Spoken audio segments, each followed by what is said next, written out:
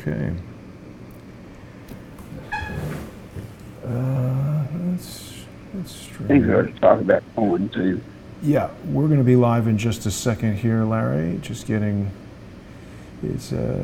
I did have a chance to speak with the software developer this morning, and apparently a fix is coming soon, but we don't have it yet. Okay, we're live. And Larry, I think I speak for everyone when I say we're very pleased to hear that you're all right. People were sort of worried at the end of last week's broadcast. How you feeling? Larry? No, I want to say this. I got numerous texts concerned. Yes. And, you know, Jason, I'm going to have days like that, and everybody needs to get prepared because there are going to be days like that. Right. But it is comforting to have people to care. Yeah, there's a lot of people, I think, who appreciate your insights and care about your well-being and want to make sure you're doing okay. So, Larry, we're going to talk a little bit today about John O. Brennan, the former CIA director who has just had his security clearance stripped by President Trump, right? Right. I don't think this is something that's very... Larry? Larry, can you hear me? It's so funny, so cute how the technology is being messed with. I mean, people have been watching me for 2 years. I don't think yesterday I suddenly became not able to run this show. Larry, can you hear me? Very interesting. Let's try Larry back here. Could be anything happening there. We'll try him again.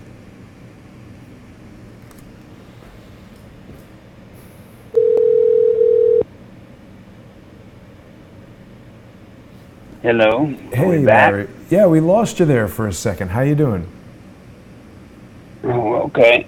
Anyway, what I was telling you was that a security clearance back days and years ago was a sweetener, I guess would be the thing to say, for people to come in and take a very, very highly responsible job for, in the day, not much money. Aha. You got to remember, it wasn't so many years ago now that the government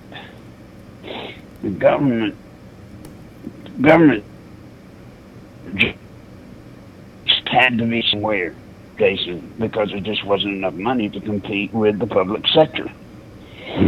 So the national security heads up,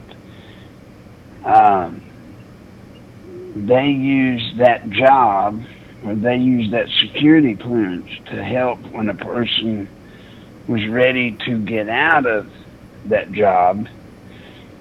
That was your sweetener, and it helped you get a job later in life. In the private sector. That makes sense of all of that. Right. I'm sorry? In the private sector, you mean? Right. And so when you worked, you know, you did very well after your stint as public service director, but you didn't make much. You didn't make much at all for the private sector. Right. Now, that changed some years ago. When Bill Clinton and Hillary went to Washington, everything changed. How so? Well, all of a sudden, the cush jobs for the government started getting competitive pay. Larry, And what all are your of a thoughts sudden, about hey, what are your thoughts about the Senior Executive Service, SES? Or do you have any information on that? I don't know. You don't know. All right. No, but I'm certain it's caught up in the same minutia that others are. I mean, today, look at the people taking federal jobs. Look how much money they make. They make quite well, thank you. Hmm.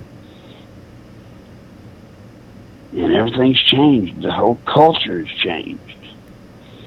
You know, in the old days, you'll remember this, Jason. You're maybe not old enough, but in the old days, you know, remember hearing this statement? Well, it don't get paid much, but it's got good insurance. Right. Benefits, good Well, benefits, yeah. good benefits, yes. Well, that's what the benefits was part of what it was. So that is a valued item still today. Still this day. Sure. Well, but correct me if I'm wrong, Larry, because from what you're saying, it sounds like they've created a situation in Washington where people will take government jobs not because they want to serve the people of the United States or improve the country, but rather because they want to have some future opportunity to make a lot of money in the private sector with access to top secret information related to the operation of the government, right? Right. Well, that's a problem. I mean, you know, it wasn't too long ago that I interviewed Bill Binney, who I'm sure you're aware was a 32-year veteran of the National Security Agency. And Mr. Binney told me that he felt the biggest problem facing the country right now was that during the course of his tenure, in the 32 years that he had spent with the NSA, he had seen the focus shift away from people wanting to serve the government and serve the country more towards people coming in there to earn money, and that the use of private contractors in the NSA was a huge problem in his view. And what you're describing sounds like the root cause of that problem. No, absolutely. Absolutely. Now, then things change when Clinton comes in. And Clinton comes in and says, look, we need brilliant attorneys. And whether we got them or not, that's for debate. But he came in saying we needed brilliant attorneys to compete with the high dollar private sector attorneys. So they did it. They went for it. Bill Clinton did that. Bill Clinton did that. He did that. The first day he was in office, he took, actually, it was Hillary. He fired all the U.S. attorneys, right? 2011 of the, that's right, fired all federal attorneys and started the changeover. But then what happened was Bill, Jason, Hillary put high value on lawyers. High value. Right. And when she couldn't get one for whatever the job, then she would appoint one, she'd appoint an attorney to be, you know, over the plumbing department. You know, I mean, just over crazy stuff. Right. So they got bizarre with it. They went places it just didn't go. That just didn't fit. Sure. They did it. And just went on and on and on. Now, Larry, They got out of control. I'm looking at an article here from American Lookout, which admittedly I haven't heard of before, but it's talking about a flashback to when Bill Clinton had 93 U.S. attorneys fired in one day. Now, there's something in here that says every president does that and it's totally normal, but is that correct? Had every president fired all the U.S. attorneys when they, came in on the first day like that, or was Bill Clinton? I seem to recall it being rather abnormal. Well, it certainly was abnormal for most, but not for the Clintons. It was abnormal. And once again, for the Clintons, it was not. Yeah, right. But for previous. Once again, this was the Clinton. Yeah, it was abnormal for the previous president, but not for the Clintons due to their high privilege that they put on the power they entrusted to lawyers. Wow. And Hillary thought lawyers hung the moon. Can I read a letter to you, Larry? Yeah. This is dated March 23rd, 1993. And it's from the Honorable J.B. Sessions III, United States Attorney, Southern District of Alabama in Mobile. I presume that's Jeff Sessions, the present Attorney General, correct? It's addressed to Sessions. I think so. This is addressed to Sessions from Janet Reno. And it says, "Dear Mr. Sessions, the President," and she's talking, of course, about Bill Clinton, "has asked me to request that United States attorneys immediately submit letters of resignation, as has been asked of all presidential appointees. Please address your letter to President Clinton and send it in care of John Podesta, Assistant to the President and Staff Secretary, with a copy to me. As a United States attorney, you have played a vital role in the administration of justice in this country. Both the President and I appreciate your years of public service and wish you well in the future. I thank you for your cooperation," and it's signed by Janet Reno, who of course was the Attorney General on March 23rd. So there are some names in this letter that we've all become familiar with recently. I don't think I had really heard of Jeff Sessions until the Trump election, but obviously he was fired here by Bill Clinton, and Bill Clinton was working with John Podesta. It really gives us a picture of how this sort of seat of power got established there in Washington, D.C. What do you think about that letter? Yeah, well, not knowing in depth what it says, once again, it's an example of the Clinton management style.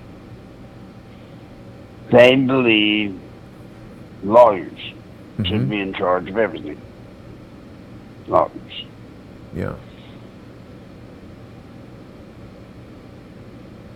I mean, it's incredibly fascinating the way that they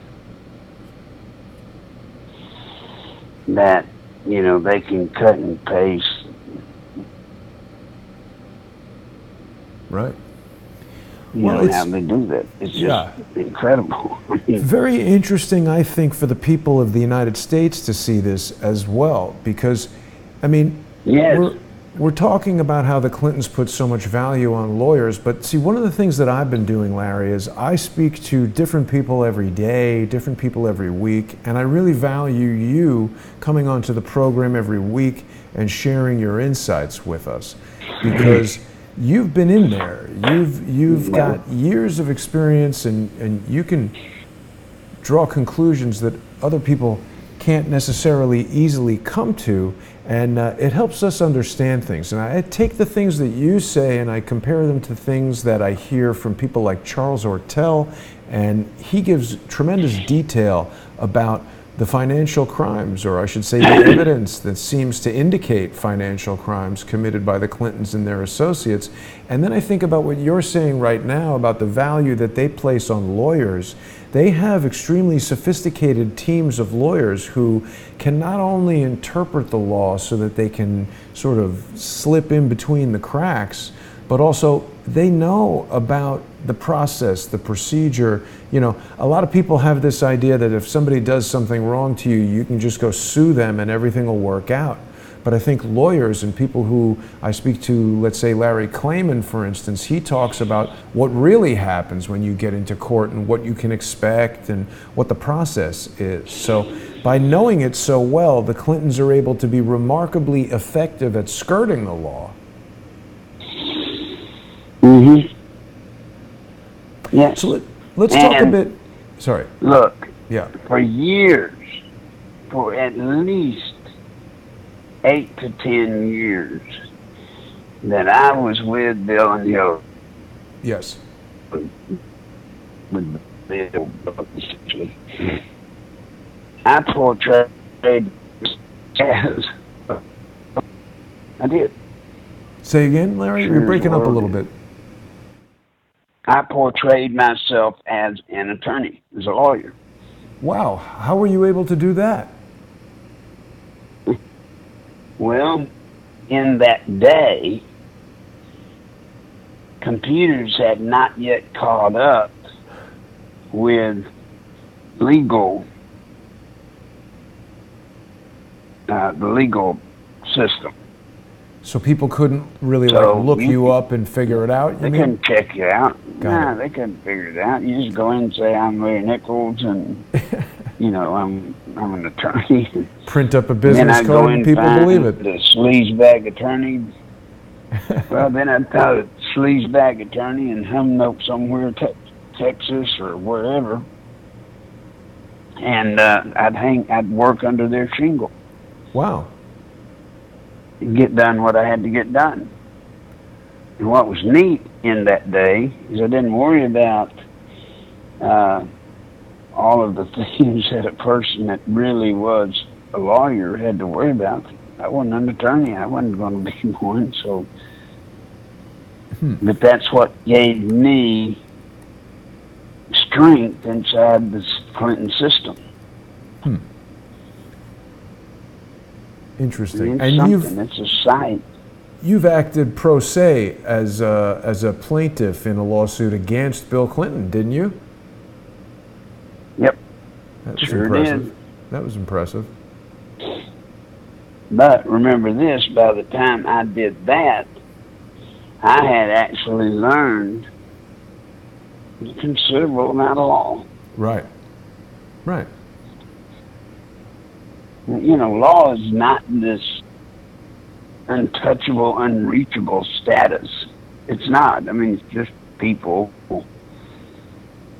with a job of being a lawyer. Right. You know, it wasn't a feat that's unobtainable. Right. And what I found was the truth is the more grandiose, the more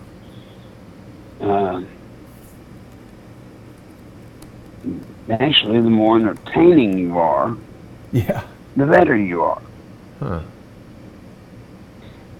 So I was able to do that. I was able to win. Yeah, I mean, that's you've hit on an important point. I mean, again, what's right and wrong aren't necessarily what win or lose in a court of law. It's what the judge and, in some cases, the jury can be convinced of, and perhaps that's why we see so many frivolous lawsuits coming about, because people just figure, hey, whatever they can get over. We've heard John Brennan talking recently about possible lawsuits against President Donald Trump. Rudy Giuliani and Trump seem to be not too concerned about that. I think that John Brennan has possibly engaged in activities. I mean, Kevin Shipp tells us that John Brennan had a prayer rug in his office that he converted to Wahhabi Islam while he was the station chief in Jeddah, Saudi Arabia, and that he had something to do with the passports going to the the 19 individuals that were identified as hijackers on 9/11, and that there were really a lot of questions about John Brennan as the director of the CIA and in other capacities that he's acted. Let's talk about John Brennan for a moment, because obviously him losing his security clearance is a big deal, and it's a matter of news this week. He had a company called, what was the name of it? Analysis, something like that. It was one of these private intelligence firms. He's from North Bergen, New Jersey. I don't know if you've spent any time in New Jersey, Larry, but our friend Mr. Brennan here, he was one of these guys. What's the name of his company? I cannot recall. Probably people in the chat will know. But again, it goes back to what Bill Binney was saying about people leaving government service and then forming these private companies, monetizing their security clearances, and then getting into activities like illegal spying on U.S. citizens, including presidential candidates like Donald Trump. So what information have you got, or what insights and opinions can you share with us about John O'Brennan's role potentially in any illegal spying against Donald Trump and members of his campaign? Well, once again, he was after my time to speak. Right. And generally, he was considered, I mean, he's considered a slime bucket. I mean, Yeah, not really held in very high regard. Good. I have something pretty funny to share with you, Larry. No.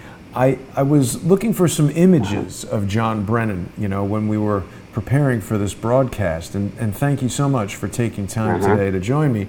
But I just, you know, I went onto Google and I typed in John O'Brennan and I put in images. Oh, that's funny. So here, the first one that shows up is the best, because I was looking for him smiling, and I guess I probably just had John Brennan there, and I put in John Brennan smiling, and every single picture I found of him was him frowning and making angry looking faces. He's just not a friendly guy, it doesn't seem. He's just always gritting his teeth and got some kind of angry look on his face. What do you think we can expect from John Brennan? I think we should expect from him that he's going to do everything in his power to destroy Trump. Right. He's going to do everything in his power. And I would think that's because probably, yeah, sorry, continue. Probably the most interesting current event today, to date, is, what's his name? Cohen. Michael Cohen? Trump's Michael Cohen. What about him? It is said that he is coming in to, he will be coming in today, this evening,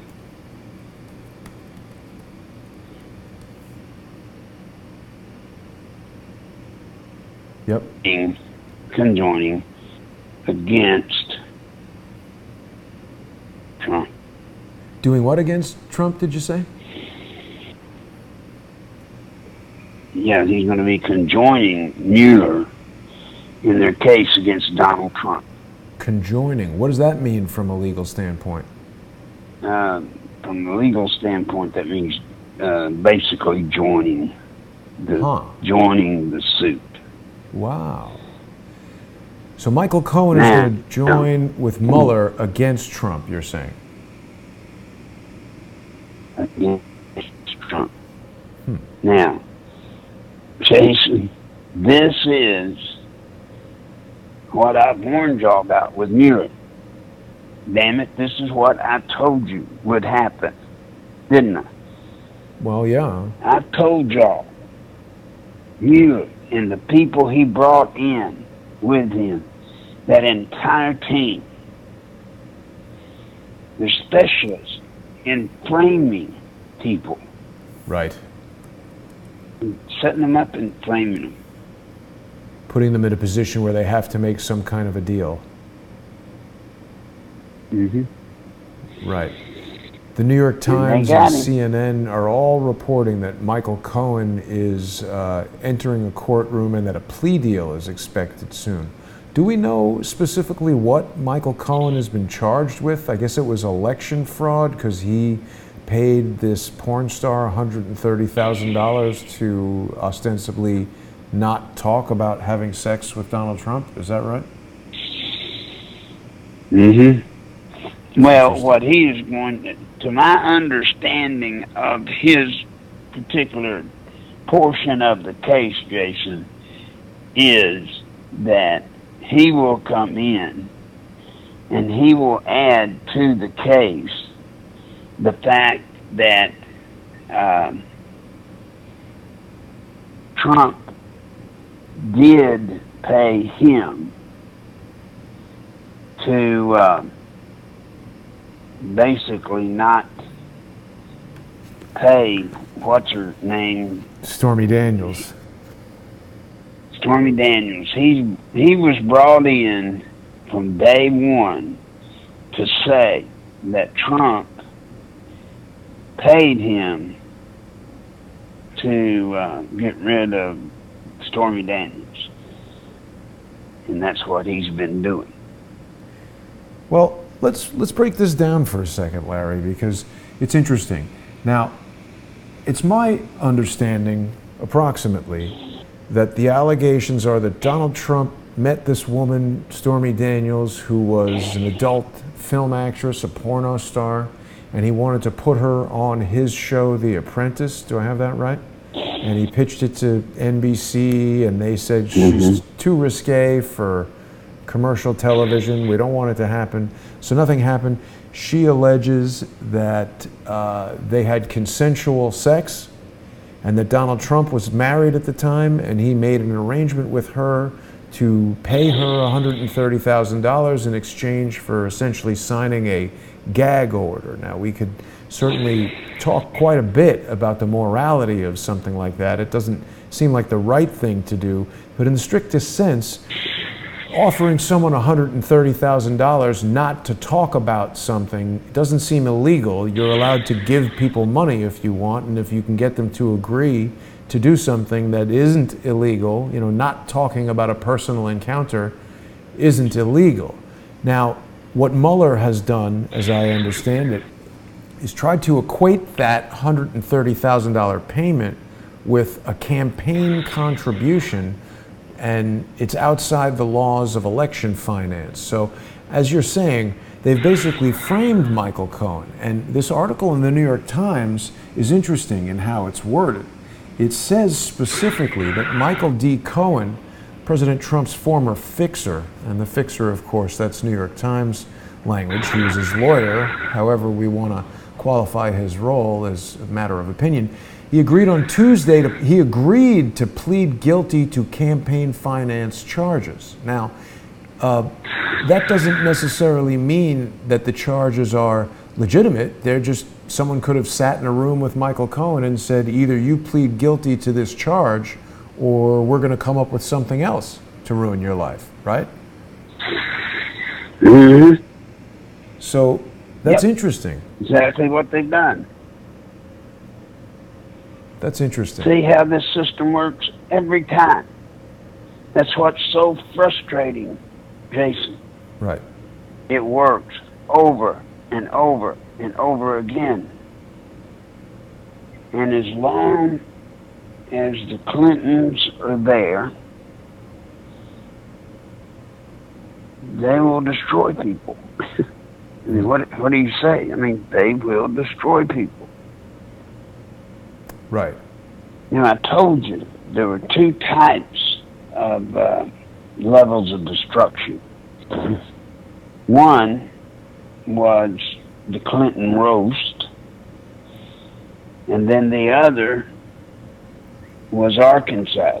of which I had nothing to do with. But you were going to be destroyed. If you had something on the Clintons, you had better get it out and get it out fast, or one of those two things was going to happen to you. And I'm telling you, it's going on today. Yeah. And with her running in 2020 and her statement about me, these are dangerous waters, bud. What was the statement about you? They got to clear the road. They got to get rid of me. Oh, right.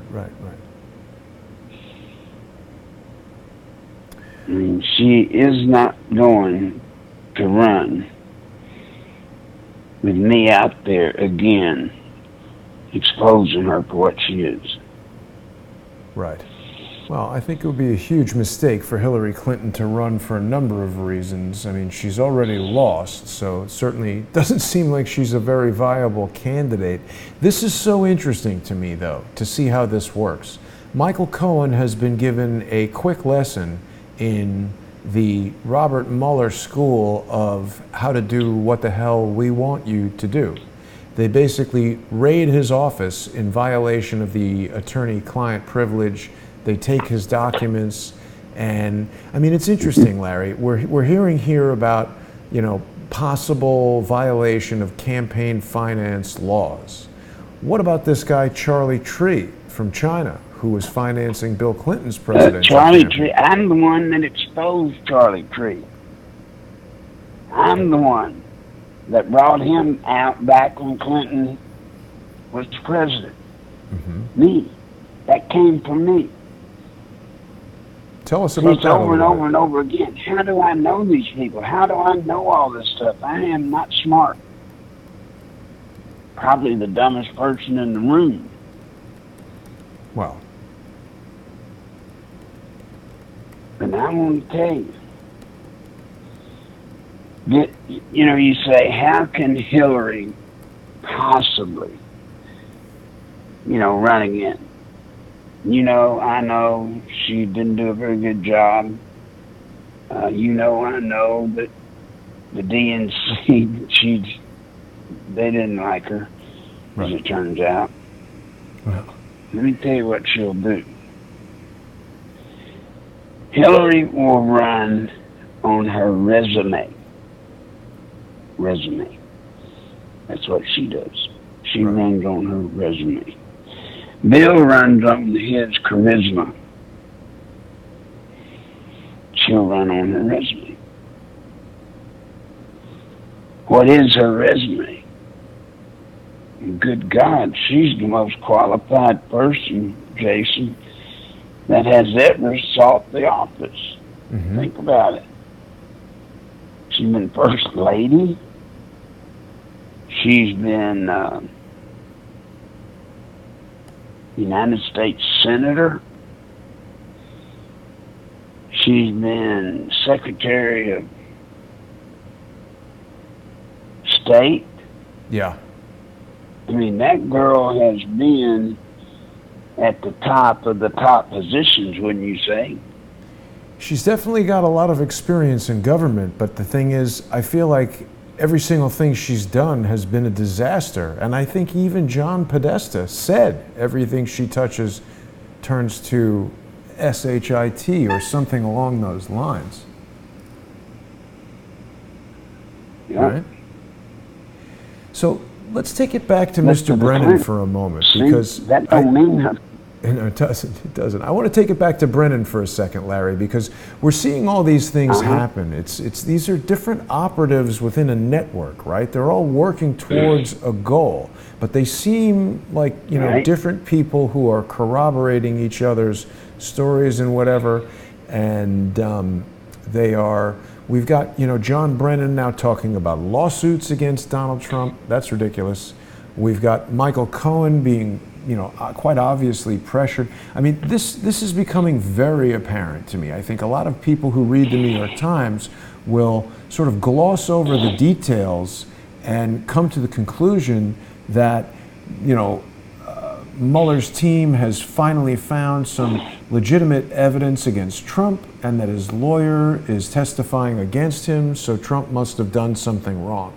I don't think most people break down this situation to the extent that you and I are doing right now to say, hey, look at this. For months, this guy Michael Cohen, he's been dragged through the mud. He's been instructed, very likely in private, that if he doesn't cooperate, his life will be destroyed.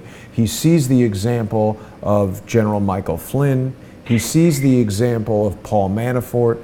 He knows how the legal system works, and he knows what he's up against. And very possibly, this plea arrangement where he agrees that he did something, whether he did it or not, he agrees to accept the charge of campaign finance, whatever, violation of campaign finance laws in exchange for this plea. It's a deal that's being made.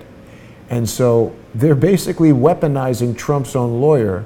They're doing exactly what you predicted, making it so that no one wants to be in Trump's cabinet for fear that they too could be subjected to this type of strong-arm deal where they have no choice but to admit to doing something maybe that they didn't even do. And we see how the legal system is being weaponized even against a billionaire who's the president of the United States. It's pretty shocking, isn't it? Well, yeah, imagine this. Now just think about, you talk about power. You've got Donald Trump, president. There is nothing Cohen can be found guilty of that Trump can't pardon him. Do you realize that? That's interesting. Now, if Cohen goes against Trump, do you think Trump will pardon him? Probably not. Huh? Probably not. It's an interesting angle you raise. Now think about that. Think about the power. Now where is that power coming from? Mueller?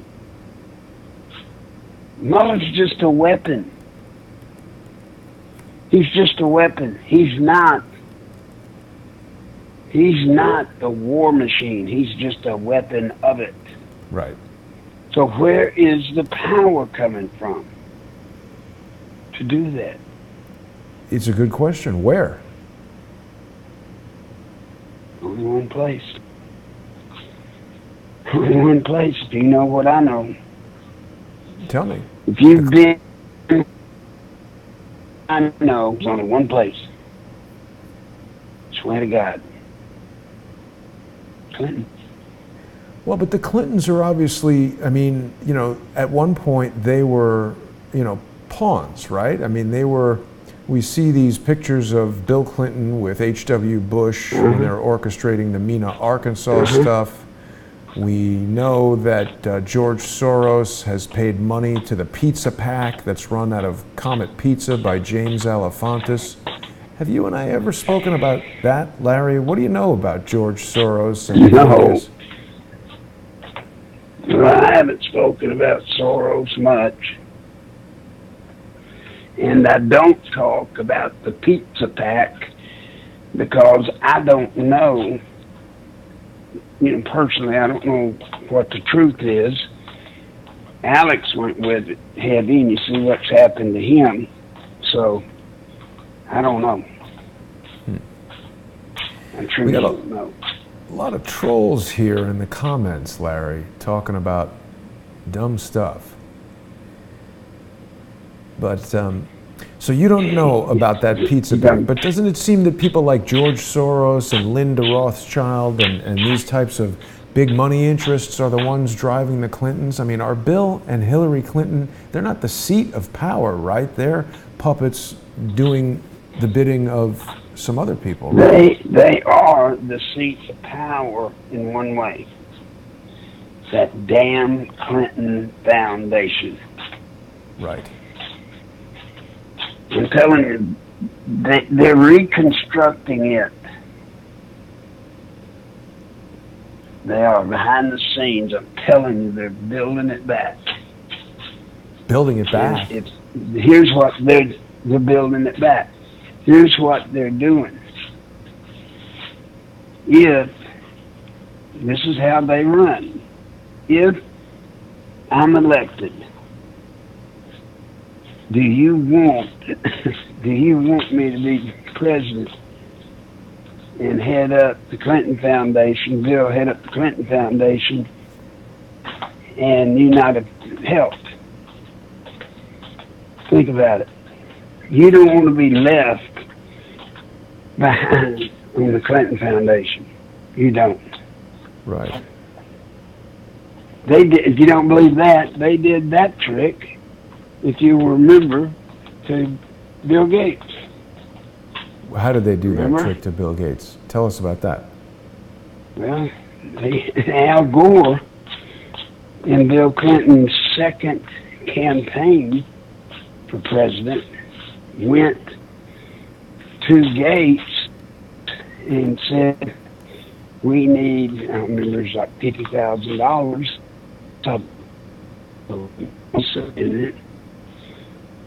And Gates said he was out of politics. He wasn't going to do it. And they threatened him. He didn't do it. And it cost him something like $6 million. I mean, they roasted his ass. Sure enough. So wait a minute. Let me take you back a second. When did you stop working for the Clintons, Larry? When? It would have been 88.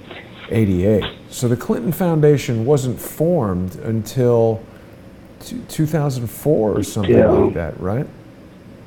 Mm-hmm. Right. But it was a part of a plan that we drafted for them in the 86 plan. It was part of the 86 plan of how to get him elected president and then her. The foundation was? Yeah. What were the details of that plan? God. It was massive. Bottom line, Bill would run, he would win, serve 2 terms, sit out a term, and then Hillary would run. By that time, they will have formed a foundation, and then she would run. And then when she won, and she would have, if she had done what the plan called for, and of course she didn't because she's too cool. What do you mean? What did the plan call for that she didn't do? Yeah, there's a lot of stuff she didn't do. But anyway, so when she won, they started this foundation. Bill would be appointed to the UN 2 years later after being appointed to the 6 months after being to the UN, he would take over the head of the UN. Bill would. And then they'd be the most powerful couple in the history of the world. So if I understand what you're saying, Larry, as early as 1986, you and other members of the Clinton staff had come up with a plan that they would run Hillary for president, and that in between Bill's term and Hillary's projected term, they would form a charitable organization, and the plan was to seek contributions to the charity that would essentially be stolen in exchange for influence with the future president of the United States. Am I understanding that correctly? Yep. Yep. Yes. Okay. And it was a hell of a plan. Well, they've done it. We thought it was a joke. They've done it. When we were asked to do it, we thought, oh, you've got to be kidding. Huh. But we did it. So you've told me previously that Hillary Clinton had a CIA top secret clearance when she was First Lady, correct? Yes. So to what extent did the plan that you're describing involve the CIA or members of the CIA? And if you can say who was involved, How exactly did that plan come together? And, you know, is this Clinton Foundation a giant piggy bank for deep state clandestine operations? Yeah, sort of. It was, if you want, what was the overall description? The objective of the plan was Bill Clinton to be president, Hillary to be president, and then for Bill and Hillary to rule the world. Huh. Be the most powerful couple in the world. Through the UN and the Office of the President. Mm-hmm. And now it seems like the Obamas are and it almost worked. It almost worked. If it hadn't been for Donald Trump. Right. And so, Larry, can you say if the Obamas are now essentially Clinton's 2.0? It seems like they're trying to do the same exact plan. To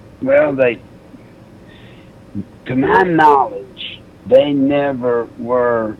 I don't know that the Clintons gave the plan to anybody. Oh, they could just look at it and do it, the Obamas. And they're not going to turn it over to the Obamas, I guarantee you that. Well, but there's nothing to turn over. The Obamas can simply observe what's happening and say, hey, that's a great idea. We're going to do the same thing. Build a library for $500 million in Chicago, steal 250 of the million. Guess what? Yeah. They didn't have the tools the Clintons had. How do you mean?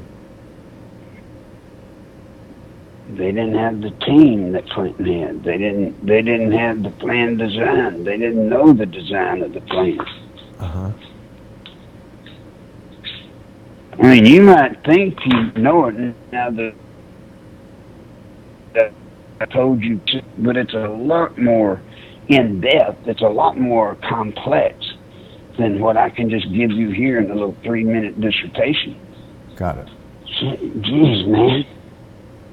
Well, perhaps this is something for you and I to work towards in future shows. Do you think we could put together a short series here on Crowdsource the Truth that would help people understand the plan, the foundation of the Clinton Foundation? Well, I'll tell you why I haven't done that. Yeah, tell us. Tell us. I just soon not die. Right. And if you ain't worried about it, then yeah, I can tell you, and you get it out there and get you some. Yeah, I mean, I'd like for that information to be out. It could get you killed. Well, I don't want that, of course, but I mean, at some point, Larry, we've got to stand up to these people that are essentially bullies who are, you know, keeping everyone silent under threat. I mean, I'm being intimidated by a lot of people. Jason, yeah. Good God, man, what do you think I've done for 30 years? I know you have. I know you have. I'm saying in general, you know, there are people, I mean, look at exactly what's happening here to Michael Cohen at the hands of Robert Mueller's team. He's been threatened somehow, and he's put in a position where he's forced to bend. He's forced to comply. Michael Flynn, same thing. These guys are, it would seem, being forced to do things that aren't necessarily what they want to or would plan to do. Well, now let me ask you this. Michael Flynn, some say, was a great military general, right? Right. What makes you think Mike Flynn law? Say again, what makes me think Mike Flynn what? Would know the law. Well, I don't think that he would know the law, but I mean, not to the extent that a lawyer would, but I think that Mike Flynn was pushed out of his position in part because he strikes me as a guy who speaks his mind and speaks the truth, even if it's unpleasant. I saw Michael Flynn on an RT broadcast say that Hillary Clinton created ISIS. ask you another question. Sure. Why do you believe Flynn would allow his case to be pursued? I think he has no choice. To the point where, huh? I presume he has no choice. I mean, you know. Oh, jeez. Well, I don't know. Well, I followed that law and used it every day for 10 years. When you go into the law, into the courtroom, everybody in there except one's going to be lying. And that one that ain't lying is you. And you're the fool and you'll lose. Uh-huh. Now, you would think he, being a general, would have enough discipline to at least contact an attorney that would at least tell him that little trick thing. And since the issue was his lying, don't you think he would have at least had enough sense, being a general, a brilliant general, somebody told him the trick about expose? I think you're speaking a little bit outside of my knowledge right now, Larry. As far as I understand it, it seems from what I've seen that Michael Flynn was put into a position where, you know, this sort of checkmate maneuver that we see happening all over the place, where they get him to say something that they can basically force him to lie, or force him to say something that can be construed as a false statement, or he makes a mistake on a document and they say it's a false statement, or whatever. But just like with Michael Cohen, they just get him into a position where it's sort of like, this is the least odious option and he's got to take it. That's my perception. I don't... Well, do you know why? Let me tell you, just get to the bottom of this. Do you know why they went after Flynn the way they did? I presume it's because he has a lot of first-hand knowledge about how the war in Afghanistan and Iraq and elsewhere in the Middle East went down, and they don't want that coming out. Well, no, I don't think that. I think it's because he's pliable. And based off their timing of their filing and their interrogatories, right, they got him over a barrel before he could get legal counsel to take the heat off of it. There's no reason under the sun that man should be being, you know, accused even of lying. I agree. He shouldn't. But that's how Mueller and them have it out. Once again, if you were Flynn, with Trump being able to issue you a complete, total pardon, that same thing as you never being guilty of anything, why don't we subordinate to Mueller? He can't offer you that deal.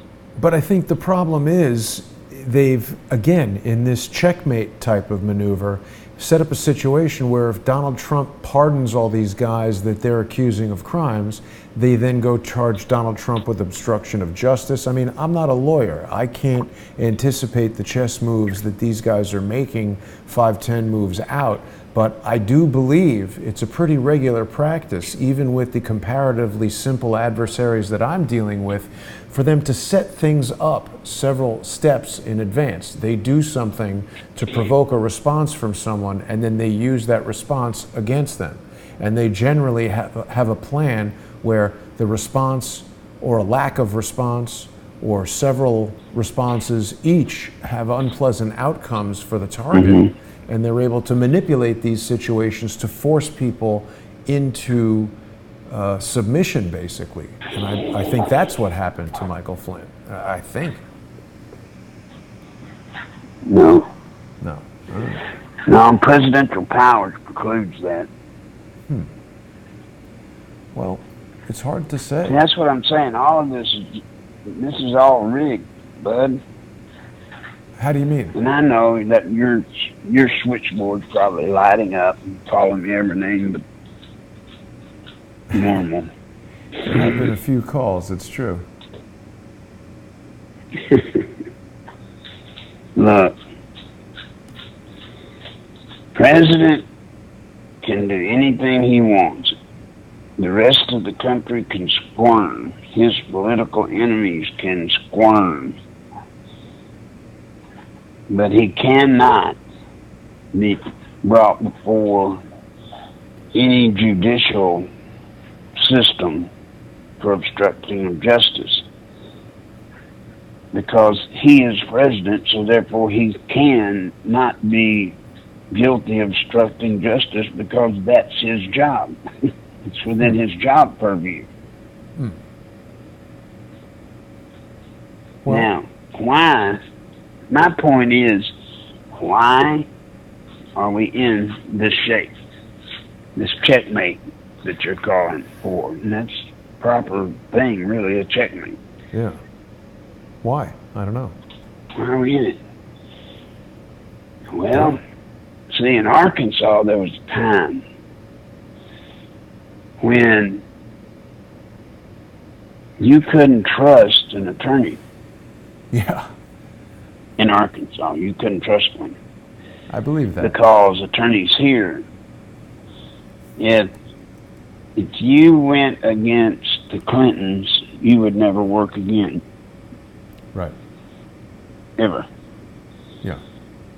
That's happening in Washington now, I believe. I believe every attorney of reputation is worried about their future. They're just that worried about what to do.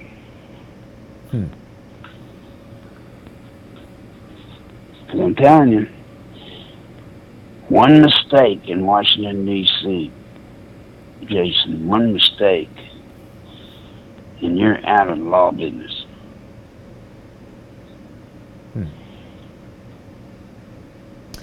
I think that might be true. Everybody knows. I'm sorry? I think that might be correct. And what was Hillary's reputation going into that election in 2016? Well, it depends who you ask. She was mean. Yeah. She was mean. Yeah. So Hillary's out there doing her thing, threatening attorneys, threatening law firms, and telling them, hey, if I win, even if she goes all the way and says, hey, I may not win, it's a long shot, but you better know, if I do, I will run you out of this country. And I assure you, to a Washington League attorney, that means something. Definitely. It does. Well, listen, Larry, I think you and I should have an offline conversation about how we could, in a sensible and safe way, present this information that's focused on the formation, or I like the title, Foundation of the Clinton Foundation. And perhaps that's something that we could work on. We'll have to think about it. I definitely want to direct people to nicholslive.com, which is Larry's website. And people can get a lot of information from nicholslive.com. Larry's put together a number of resources, including scripts that people can use to call their local representatives. Larry's got a script where you can alert them to the dangers of Peter Strzok's wife working as the director of the SEC or the lead attorney. What is her role there at the SEC, Larry? She is the, good heavens, she's the lead attorney, I guess it's good as anything, of the SEC prosecution division. Right. And in other words, she is the gatekeeper. She is the one person, when she got promoted, that determines who gets prosecuted for the Yeah. SEC. That's a big deal. And if nothing And else, that Larry, is the insurance. That's the insurance policy. the Right, right. And certainly you've put together this very handy list of phone numbers of the various congressional representatives and the committees that they are on. This is super useful for people who want to actually reach out and contact the offices of these congressional members. It's very difficult sometimes to actually get through to the member and make a difference. So it's important that people who want to participate and want to support the effort to drain the swamp, you might want to go to nicholslive.com and look at some of the information that Larry has put together there. And I want to thank Larry for joining me again this week. I think everyone is pleased to hear you sounding much better. And Larry, we'll have a conversation and talk about how we can put together some future shows. Is there anything you want to leave the audience with before we wrap it up tonight? Well, once again, Jason, I don't want to beat a dead horse. But folks, I need this program. I think you can hear from the conversations we've had how important the subject matter we're talking is about. Nobody else is talking about this stuff, Jason. Nobody. I'm glad that you are. This platform. Yeah, thank you, Larry. And look, folks, it doesn't cost that much to switch over or to chip in. I never have asked, what is the price, Jason? Well, for as little as $1 per month, Larry, people can sponsor the show on patreon.com/crowdsourcethetruth. And what they're going to get there, in addition to allowing Crowdsource the Truth to continue, they'll have access to exclusive content. Right now, I have shows with Quinn Michaels, I have shows with Kevin Shipp, and I have shows with David Hawkins that are only available on patreon.com. So we definitely want people to support the show by going there. Well, let me say this, folks. Any of you that can chip in $20, $10, $25, please chip in. By the way, I get not a cent from Jason. Is that not true, Jason? That is I don't true, ask Larry. for a penny. Have No, I ever and asked you? You have never asked me for money, So- and I have never asked you to make this endorsement, but I do appreciate it tremendously. Folks, this is our country, and it's being stolen from us. We got one more chance at this. One more chance. If you cannot see the risk that our nation is in right now, then I don't want to hear from you. I don't want to talk to you, because you're not an American. At least you're not the American I thought you to be. Now get up. You know, we're hit and we're wounded. But get up. We haven't lost yet. And we're not going to lose if you will help us engage the enemy. With that, Jason, I'll talk to you this week and we'll develop a platform script or format. Yeah. Well, maybe this is the show that perhaps I come to Arkansas to see you and you lay it out for me, and maybe it's even something that we keep in the vault until a future day. But I think your knowledge of the foundation of the Clinton Foundation could be extremely valuable. Well, I'll put it this way, Jason. The discovery of the insurance plan being Strzok's wife, if y'all think that is significant, which I think it is, that's the insurance plan he talked about. Right.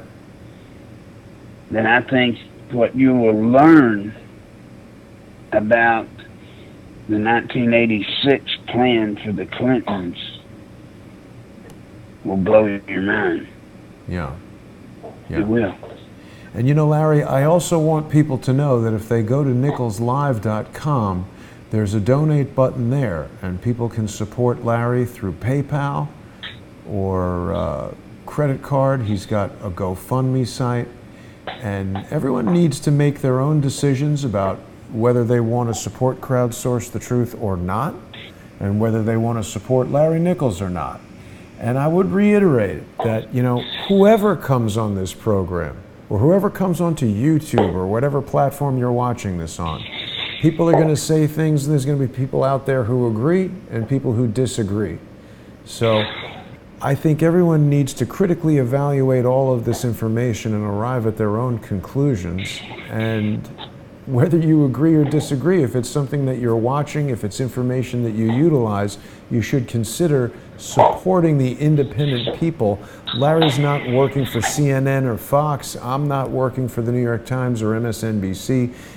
You know, we all need ways to keep this information flowing. So, Larry, I appreciate you saying the things that you did, and I definitely am so glad to hear you sounding much better this week, and I hope that your health improves. With that, I'm going to wrap it up. I hope people will join me in just 90 minutes at 6:30. I'm going to be meeting with Brennan from the Walk Away Movement. So we've got a third show coming up tonight. Larry, thanks so much for joining me today. We'll talk soon about this upcoming endeavor to try to really suss out the foundation of the Clinton Foundation. Take care, Larry. Hi, buddy. Thanks. Thank you, and thanks for watching, everybody. I'll see you later.